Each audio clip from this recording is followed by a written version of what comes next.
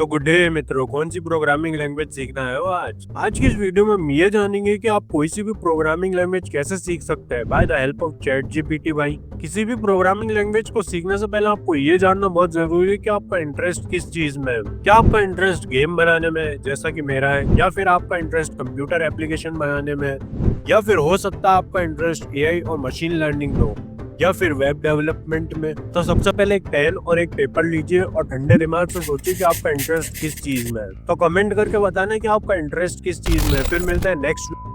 अब आपको ये पता करना होगा कि जिस चीज में आपका इंटरेस्ट है उसकी कौन सी प्रोग्रामिंग लैंग्वेज अवेलेबल है। फॉर एग्जांपल मेरा इंटरेस्ट है एआई और मशीन लर्निंग में, तो मुझे पाइथन प्रोग्रामिंग आनी चाहिए। अब अपन चलते हैं चैट जीपीटी में और देखते हैं पाइथन प्रोग्रामिंग के बारे में। वैसे तो मुझे पाइथन प्रोग्रामिंग आती है, थोड़ी बहुत आती है, ज्यादा नहीं आती, लेकिन आपके साथ मेरा भी रिवीजन हो जाएगा। किसी भी प्रोग्रामिंग लैंग्वेज को सीखने से पहले आपको उस प्रोग्रामिंग लैंग्वेज के बारे में जानना बहुत जरूरी है, जैसे कि वो कौन सी लैंग्वेज है, हाई लेवल है, लो लेवल है, कंपाइल्ड है या फिर इंटरप्रेटेड है, वो लैंग्वेज कहाँ काम में आती है, उस लैंग्वेज के फीचर्स और बेनिफिट्स, और उस लैंग्वेज में आगे चल करके आप क्या बनाना चाहते हैं। जैसे कि अपन पाइथन प्रोग्रामिंग के बारे में सीख रहे हैं, तो पाइथन एक high level interpreted programming language है। अगर आपको इंटरप्रेटर और कंपाइलर के बारे में जानना है तो आप मेरी ये वाली वीडियो देख सकते हैं। पाइथन प्रोग्रामिंग अपनी सिंप्लिसिटी, रीडेबिलिटी और वर्सैटिलिटी के लिए जानी जाती है। वर्सैटिलिटी का मतलब ये है कि अपन पाइथन से अलग अलग काम करा सकते हैं। जैसे कि अपन पाइथन से वेब डेवलपमेंट कर सकते हैं, ये डेटा एनालिसिस में भी काम में आती है। पाइथन से अपन एआई बना सकते हैं, ये साइंटिफिक कंप्यूटिंग और ऑटोमेशन में भी काम में आती है। दूसरी लैंग्वेज से अपन इसे कंपेयर करें तो इसका कोड रीडेबल होता है, अपन इसमें आराम से कोड को रीड कर सकते हैं। और अपन इस प्रोग्रामिंग लैंग्वेज को प्रोसीजरल वे में भी लिख सकते हैं, ऑब्जेक्ट ओरिएंटेड वे में भी और फंक्शनल वे में भी। ये प्रोसीजरल, ऑब्जेक्ट ओरिएंटेड और फंक्शनल क्या होता है ये आपको मेरे नोट्स में जाकर के मिलेगा, उसका लिंक डिस्क्रिप्शन में मिल जाएगा आपको थोड़े टाइम बाद। तो ऐसे करके आपको अपनी प्रोग्रामिंग लैंग्वेज का पहला स्टेप लेना होगा। आपको अपनी प्रोग्रामिंग लैंग्वेज के बारे में जानना होगा, जैसे कि पाइथन लैंग्वेज को किसने डेवलप किया, कब किया और कहाँ किया। पाइथन लैंग्वेज को डेवलप किया था गुइडो वन रॉसम ने 1980s में, और 1991 में पाइथन रिलीज की गई। अगर आपको गुइडो वन रॉसम की बायोग्राफी देखनी है तो आप यहाँ जाकर के देख सकते हैं। अच्छा, कभी ये सोचा है कि इसको गुइडो वन रॉसम ने पाइथन जैसे जहरीले सांप का नाम क्यों दिया, जबकि ये लैंग्वेज इतनी अच्छी है? तो मैं आपको बता दूं, इसका नाम पाइथन स्नेक की वजह से नहीं रखा है। गुइडो एंड रॉसम को कोई ऐसा नाम चाहिए था जो बिल्कुल यूनिक हो। तो जब वो प्रोग्रामिंग लैंग्वेज बना रहे थे तब वो एक कॉमेडी शो देखा करते थे जिसका नाम था मोंटी पाइथन्स फ्लाइंग सर्कस। तो उन्होंने इस शो से इंस्पायर होकर अपनी लैंग्वेज का नाम रखा था। गुइडो एंड रॉसम अभी प्रोग्रामिंग लैंग्वेज बना रहे होते तो हो सकता है अभी पाइथन का नाम लेटेंट प्रोग्रामिंग होता।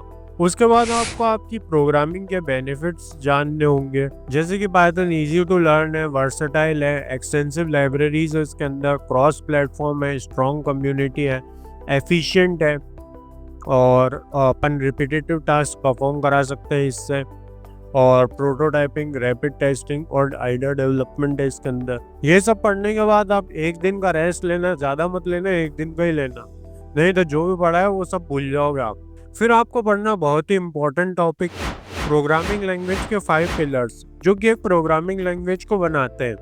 ये एक प्रोग्रामिंग लैंग्वेज के छोटे छोटे पार्ट्स होते हैं जिसे प्रोग्रामिंग वर्ल्ड में कहा जाता है टोकन्स। पहला आता है कीवर्ड्स, दूसरा आता है आइडेंटिफायर्स, तीसरा आता है लिटरल्स, चौथा आता है ऑपरेटर्स और लास्ट में आता है सेपरेटर्स। वैसे तो हर प्रोग्रामिंग लैंग्वेज में इन्हें यही कहा जाता है, कुछ में थोड़ा अलग वर्ड्स यूज में होते हैं। जैसे कि सी प्रोग्रामिंग लैंग्वेज में लिटरल्स को कांस्टेंट कहते हैं। तो अब अपन एक एक करके देख लेते हैं कि क्या क्या होते हैं ये सब। कीवर्ड की अपन बात करें तो ये होता है रिजर्व्ड वर्ड्स, जिनका कोई प्रोग्रामिंग लैंग्वेज में कुछ स्पेसिफिक मीनिंग होता है।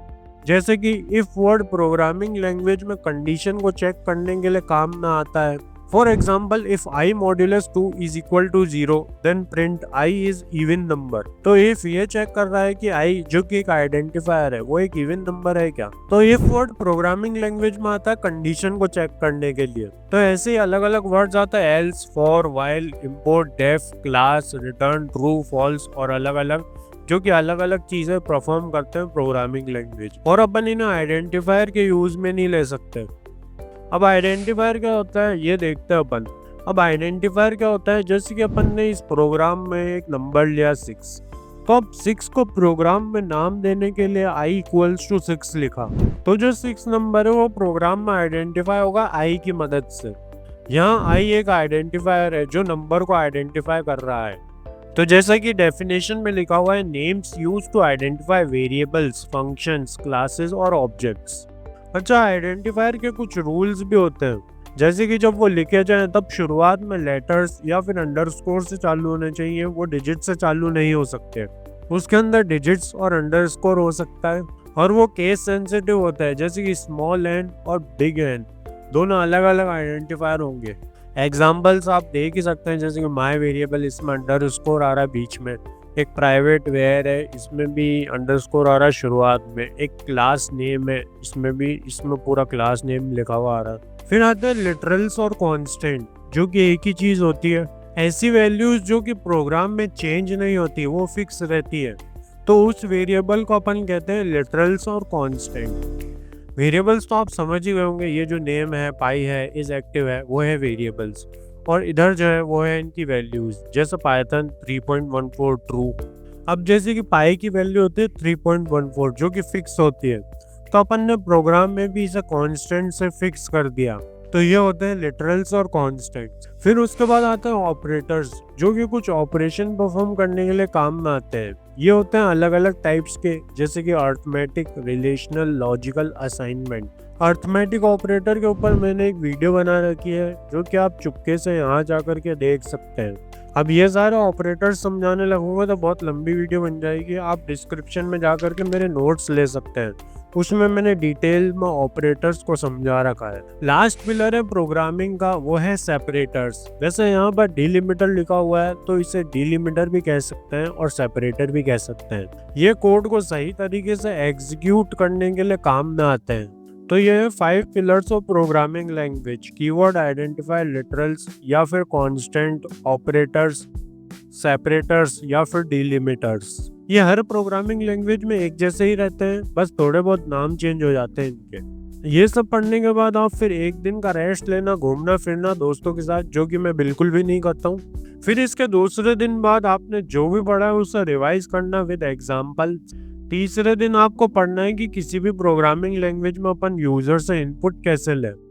पाइथन में ये सब होता है इनपुट फंक्शन के थ्रू, जैसा कि आप देख ही रहे होंगे स्क्रीन पर इसका syntax, variable is equal to input bracket में प्रॉम्प्ट मैसेज। अब जब यूजर से इनपुट लिया है तो आउटपुट भी देना होगा, तो आउटपुट के लिए प्रिंट फंक्शन यूज किया जाता है। इसके बाद आप एक छोटा सा प्रोग्राम बनाना है प्रैक्टिस के लिए, जिसमें आपको यूजर से उसका रोल नंबर, नेम और मार्क्स लेना है और उसे प्रिंट कराना है। और प्रोग्राम कुछ ऐसा बनेगा कि एंटर योर रोल नंबर, तो यूजर इनपुट देगा 1। फिर आएगा एंटर योर नेम, तो यूजर अपना नाम लिखेगा, फॉर एग्जांपल आयुष। और लास्ट में आएगा एंटर योर मार्क्स, तो यूजर इनपुट देगा 80। फिर उसके बाद आपको आउटपुट में कुछ ऐसे प्रिंट कराना है। पहली लाइन में प्रिंट होना चाहिए roll number is equal to 1, दूसरी लाइन में प्रिंट होना चाहिए name is equal to Ayush, और तीसरी लाइन में प्रिंट होना चाहिए मार्क्स इज इक्वल टू 80। तो ये है आपके लिए एक छोटा सा चैलेंज। ये प्रोग्राम अगर आपसे बन गया तो कमेंट करना #डन, और अगर नहीं बना तो जो भी पढ़ा है आपने उसे वापस से पढ़ना। फिर उसके बाद आप वापस से कोशिश करना बनाने की। उसके बाद आप लेना थोड़ा सा ब्रेक, और फिर फ्रेश माइंड से आपको पढ़ना है कंट्रोल इंस्ट्रक्शंस। कंट्रोल इंस्ट्रक्शंस ये बताते हैं कि आपका प्रोग्राम कैसे एग्जीक्यूट होगा। ये आपको डिसीजन लेने में, रिपीटेटिव टास्क को परफॉर्म करने में मदद कराते हैं। और कंट्रोल इंस्ट्रक्शंस ये भी बताते हैं कि कोड अलग अलग कंडीशंस में कैसे बिहेव करेगा। अब ये अलग अलग टाइप्स के होते हैं। पहला आता है कंडीशनल स्टेटमेंट्स, दूसरा आता है लूप्स, और फिर तीसरा आता है ब्रांचिंग स्टेटमेंट्स। कंडीशनल स्टेटमेंट एक ब्लॉक ऑफ कोड को एग्जीक्यूट तब कराता है जब कंडीशन ट्रू या फॉल्स होती है। कंडीशनल स्टेटमेंट्स में आता है इफ एल्स और इफ एल्स स्टेटमेंट। तो अब इनको अपन एग्जाम्पल के थ्रू समझते हैं। अब जैसा कि आप इफ स्टेटमेंट वाले कोड में देख रहे होंगे, x is equals to 10, if x is greater than is equals to 5, print x is greater than 5। तो इसमें हो क्या रहा है, सबसे पहले तो x जो है वो 10 है, ठीक है। तो ये चेक कर रहा है कि जो x की वैल्यू है जो कि 10 है वो 5 से ग्रेटर है कि नहीं। तो अगर 5 से अगर ग्रेटर हुई तो तब जा करके ये प्रिंट होगा x इज ग्रेटर देन 5। अगर नहीं हुई तो ये फॉल्स हो जाएगा और ये कोड चलेगा ही नहीं। अब इफ एल्स कंडीशन में क्या होगा कि एक तो ट्रू सेक्शन है और एक फॉल्स सेक्शन है। अब इसमें क्या हो रहा है, जैसे x is equals to 3 if x mod 2 is equals to 0। तो इसमें क्या हो रहा है कि ये चेक कर रहा है कि जो x की जो वैल्यू है वो मॉड्यूलस, अगर अपन मॉड्यूलस 2 करें तो 0 आ रहा है कि नहीं आ रहा है। तो ये x की जो वैल्यू है वो 3 है, तो अपन ने क्या 3 मॉड 2, तो रिजल्ट में जो रिमाइंडर है वो आ रहा है 1। तो जो फर्स्ट जो कंडीशन थी, जो ट्रू वाली कंडीशन थी, वो तो गलत हो गई अपनी। तो इसमें जो प्रिंट होएगा वो प्रिंट होएगा x इज ऑड नंबर। फिर आता है इफ एल्स स्टेटमेंट, जो कि मल्टीपल कंडीशन को चेक करता है। जैसे कि इसमें स्कोर चेक हो रहा है, if score is greater than is equals to 90 तो प्रिंट ग्रेड ए हो जाएगा। तो 85 जो है वो 90 से बड़ा नहीं है, तो ये प्रिंट नहीं होगा, ये कंडीशन फॉल्स हो गई। फिर नीचे वापस आएगा score is greater than is equals to 75, तो ये कंडीशन ट्रू हो जाएगी क्योंकि 85 बड़ा है 75 से, तो प्रिंट होगा ग्रेड बी। ऐसे ही अगर स्कोर 65 होता तो ग्रेड सी प्रिंट होता। कंडीशनल स्टेटमेंट्स में एक और स्टेटमेंट्स आते हैं जो कि होते हैं इफ इनसाइड इफ स्टेटमेंट्स। तो उनके लिए पहले आपको ये जो कंडीशनल स्टेटमेंट्स मैंने बताया वो सीखने होंगे, फिर उसके बाद अपन इफ इनसाइड इफ स्टेटमेंट सीखेंगे। तो ये है सारे कंडीशनल स्टेटमेंट्स। इसके बाद आपको एक प्रोग्राम बनाना है, जो आपने पहले बनाया था उसमें आपको स्टूडेंट की ग्रेड शो करानी है। वही सबसे पहले आपको रोल नंबर, नेम और मार्क्स इनपुट करवाने हैं। फिर उसके बाद आपको आउटपुट में रोल नंबर, नेम, मार्क्स के साथ ग्रेड भी प्रिंट करानी है। ग्रेड आपको मार्क्स के अकॉर्डिंग प्रिंट करवानी है। जैसे कि किसी के 90 मार्क्स आए तो ए ग्रेड, और उससे कम आए तो बी ग्रेड, और उससे कम आए तो सी ग्रेड, और उससे कम आए तो डी ग्रेड, और उससे भी कम आए तो फेल फटकड़ी मुंह में लकड़ी। तो ये आपको एक छोटा सा प्रोग्राम बनाना है, फिर एक दिन का रेस्ट लेना है आप, और जो भी आपने पढ़ा है उसे रिवाइज करना है एग्जाम्पल के साथ। फिर अगले दिन सुबह जल्दी उठना और लूप्स पढ़ना। अब लूप्स क्या करते हैं, ये एक ब्लॉक ऑफ कोड को बार बार एग्जीक्यूट करते रहते हैं जबकि उसकी कंडीशन ट्रू रहती है। वैसे तो प्रोग्रामिंग लैंग्वेज में 3 लूप्स होते हैं, व्हाइल, डू व्हाइल और फॉर लूप, लेकिन पाइथन में 2 ही है, फॉर और व्हाइल। पाइथन में फॉर लूप लिस्ट, टपल और स्ट्रिंग में काम में आता है, और while loop particular block of code को एग्जीक्यूट कराता रहता है जब तक कि उसकी कंडीशन ट्रू रहती है। फिर आपको फॉर लूप्स और व्हाइल लूप्स के कुछ अलग अलग एग्जांपल्स देखने हैं और इनके अलग अलग छोटे छोटे प्रोग्राम्स बनाने हैं। ब्रांचिंग स्टेटमेंट लूप्स के अंदर कंट्रोल देती है कि आपको कैसे कोड को एग्जीक्यूट कराना है। अब इसमें 3 टाइप्स के ब्रांचिंग स्टेटमेंट्स है, ब्रेक, कंटिन्यू और पास। तो इनको अपन एग्जांपल के थ्रू समझते हैं। अब ब्रेक स्टेटमेंट वाले लूप में हो क्या रहा है, इसमें लूप चल रहा है फॉर लूप, तो ये प्रिंट करा रहा है नंबर 1 से लेके 10 तक के। अब इसमें हो क्या रहा है, इसमें एक कंडीशन दे रही है if i equals to 5 break. अब इसमें होगा क्या, ये लूप चलता रहेगा, i की वैल्यू बढ़ती रहेगी और जैसे ही 5 आएगा ना, 5 आएगी, वैसे ही ये कंडीशन ट्रू हो जाएगी। तो ये जो लूप है वो बाहर चला जाएगा और 4 तक प्रिंट हो जाएगा।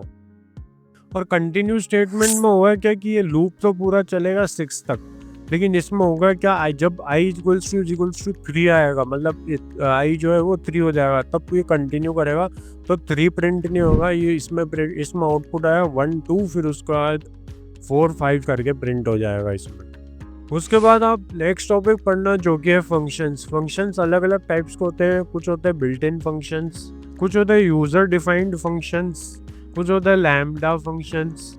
फंक्शंस टॉपिक मैंने मेरे नोट्स में अच्छी तरह से एक्सप्लेन कर रखे हैं, उसका लिंक डिस्क्रिप्शन में है, वहाँ जा कर के आप देख सकते हैं। ये सब सीखने के बाद मैं आपको बधाई देना चाहता हूँ कि आपने प्रोग्रामिंग लैंग्वेज के कोर कॉन्सेप्ट को अच्छी तरीके से समझ लिया है। और मैं आपको ये भी बताना चाहता हूँ कि मेरे 100 सब्सक्राइबर हो गए, 100 सब्सक्राइबर हो गए, तो इस सब के लिए थैंक यू वेरी मच। आप ऐसे ही वीडियोस देखते रहें और शेयर करते रहें। और लास्ट में मैं आपको बताना चाहता हूँ कि सिर्फ एक ये वीडियो देखने से आप प्रोग्रामर नहीं बन पाएंगे, इसके लिए आपको रोज प्रैक्टिस करनी होगी। और साथ के साथ आप जिस प्रोग्रामिंग लैंग्वेज को सीखना चाहते हैं उसकी एक बुक या फिर नोट्स होना बहुत ज़रूरी है, ताकि आप प्रोग्रामिंग लैंग्वेज को और अच्छी तरीके से जान पाएं। डिस्क्रिप्शन में आपको कुछ पाइथन की बुक्स मिल जाएगी जो कि आप ले सकते हैं, बट ये बुक्स थोड़ी हाई प्राइस की है और पढ़ने में बोरिंग भी। तो डिस्क्रिप्शन में मेरे बनाए हुए इंटरेक्टिव और इजी टू एक्सप्लेन नोट्स मिल जाएंगे बिल्कुल लो प्राइस में, जिसको आप कहीं से भी पढ़ सकते हो। और आप इन सब टॉपिक्स को अच्छी तरह से रिवाइज करना और कुछ डिफरेंट डिफरेंट प्रोग्राम्स बनाना। शुरुआत में छोटे छोटे प्रोग्राम्स बनाना, फिर धीरे धीरे बड़े प्रोग्राम्स बनाना, जिससे आप एक बेहतर प्रोग्रामर बन पाए। तो फिर मिलते हैं नेक्स्ट वीडियो में। Till then, gain and spread knowledge.